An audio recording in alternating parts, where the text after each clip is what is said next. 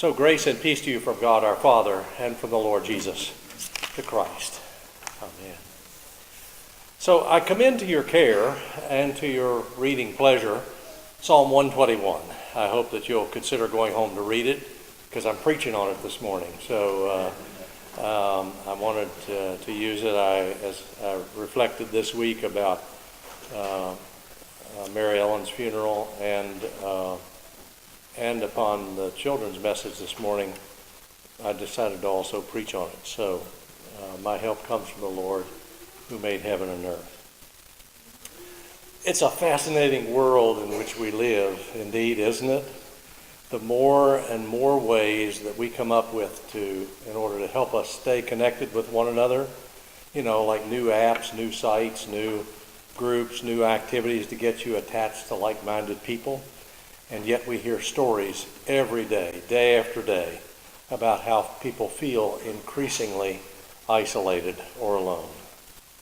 Despite the growing list of opportunities and ways in which we can get connected with one another, we are still disjointed and often distanced from others. I believe that one of the best places to get and stay connected with like-minded people is church. And yet the youngest among us may well decide to look elsewhere to get connected with the things that matter most in life, unless we do something to change that. Unless we do something that we can do. It is possible, you see, to turn this around. To this end, here is another way to think about getting connected to what matters most.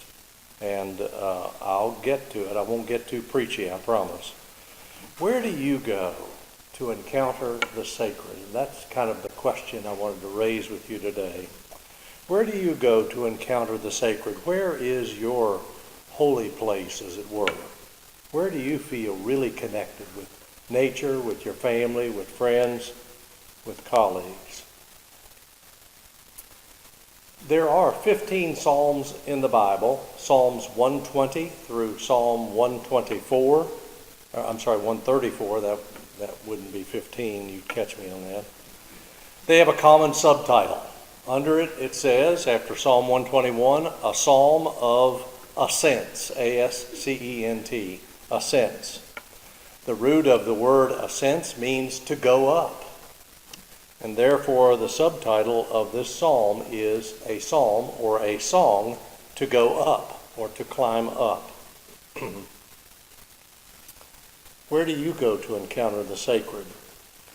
Think about with me back in the day when God's people thought about where do we go to encounter the sacred? Where do we go to experience God? Jerusalem was the chief place that folks thought about back in the day. Jerusalem is mentioned in these 15 Psalms. It sits on a hill so that no matter where you are coming from, when you go to Jerusalem, you go up to Jerusalem. And some believe that the Psalms of Ascent are to help us lead up to Jerusalem. There are 15 such steps, according to tradition, in the ancient temple, that there were 15 steps up to the temple in Jerusalem. Hence, 15 Psalms. One for each step up into the encounter with the divine. The holiest city in the Bible, Jerusalem. That's where they went to encounter the sacred. They would go up to Jerusalem for commemorations and a variety of things. But back in the day, this was the app that they used. This is the way in which they just went up to the divine. So have you come up with your place yet where you and go to encounter the divine, encounter the sacred? Before you settle on the answer, let's look at something about what the scriptures say. There's a sacred wrestling match that takes place in Genesis 32 today that Jerry read. Some have concluded from this particular story and from their own experience that you are closest to God when you are wrestling with God. When you question God's goodness, many people have said that means we are closer to the divine than at any other time in our lives. Some say you are nearer to God in your pain and, yes, even your anger than when you are content. Well, I'll leave that to you to wrestle with, as Jacob did with the divine that night. But let me offer another place yet to see the sacred in life. I'd like to suggest that we encounter the sacred in the everyday routine of life. Jesus joined us, after all, in the everyday life, joined us knowing what it means to be hated, rejected, taken advantage of, yet Jesus chose to join us. Think about the horrible destruction that weather can bring, whether this week's bomb cyclone in the Northeast, or in Bermuda a few weeks ago, or in Puerto Rico a few years ago. And here's a comforting thing to remember. The ELCA, the Evangelical Lutheran Church in America, is already there before the storm ever arrives, actually. We were already there. We were there long before the storm. We had boots on the ground through Lutheran Social Services at work. As our ministries go down, and now I'm playing on the going up to the sacred, up into Jerusalem, and down into the chaos and devastation, I believe that they are climbing into the sacred. They are climbing down, jumping into the wrestling match with nature, joining the wrestling match of the chaos. These ministers of love look into the eyes of children and adults, and they will see the sacred there. They will care for the needs of young and old alike and encounter the divine there in the suffering and need of others. In these things, in God's presence in our suffering, our hands and feet on the ground connect us to the people who are facing desperate challenge. And you know this truth as well. You can see the divine in everyday life. And you know that it's hard sometimes to do what is right. Doing what is right, even when it's hard, living the godly life, can be a wrestling match. In stooping down to tie a little one's shoe, you step up into the holy. In lifting a ladle of soup at Faith Kitchen, you look into the face of Christ. In bringing coats for the coat drive, you know what a sacred moment is. In engaging one of our confirmation students in honest conversation, both of you are blessed. In lying prone to give blood, you know the exaltation of the humble. My friends, place not your trust in political party or presidential nominee. Seek the greater good for all, the justice that our texts today speak about. Do not let fear rule anything, most of all elections or any human endeavor. Do not lose heart, Jesus says. Never give up. Lift your eyes to the hills, even if it means looking down into the face of another.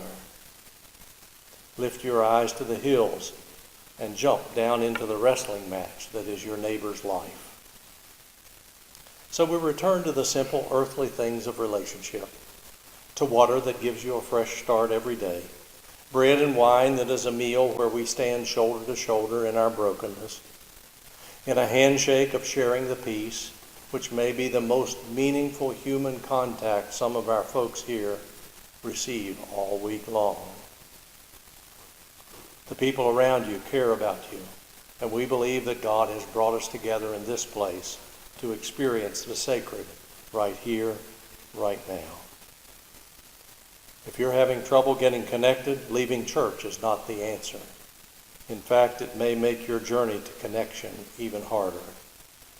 If your church is not cutting it for you, then roll up your sleeves and dang it, get involved. Do something.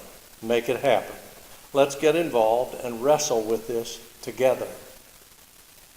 Volunteer today with Family Promise and help folks to wrestle with the difficulties of a homeless lifestyle. talk to a child or youth or a young adult today and make a connection. And pray for your neighbors and friends and the stranger. Get involved. Now today we heard about stewardship. And we are called to be stewards of the sacred moments of life, to make the most of them, to do what we can. There is an encounter with the sacred coming up in our worship service. And this particular encounter is not one you might have thought I might address. You might have thought, oh, well, when we come to the table, that's a sacred moment. It is. When we come to God in prayer, it's a sacred moment. It is. When we are sent forth out into the world to go and wrestle with the mysteries of faith and the vagaries of life, that is sacred as well.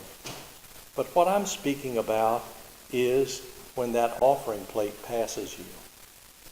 This is a chance to join the divine, to grasp and grab hold, don't grab hold of the plate as it goes, but to grasp and grasp hold of that divine moment of opportunity, to join as a partner with God, to join with God's work. Use our hands, our gifts, ourselves, our very lives, and place them in that plate as well. Don't try getting into the plate, but you know what I mean. So the question I kind of have wrestled with, I hope, with you a little bit today, where will you encounter the sacred today? Will it be in the face of a stranger that you might meet later on? Will it be in this table of communion? Will it be in the offering as we wrestle and give?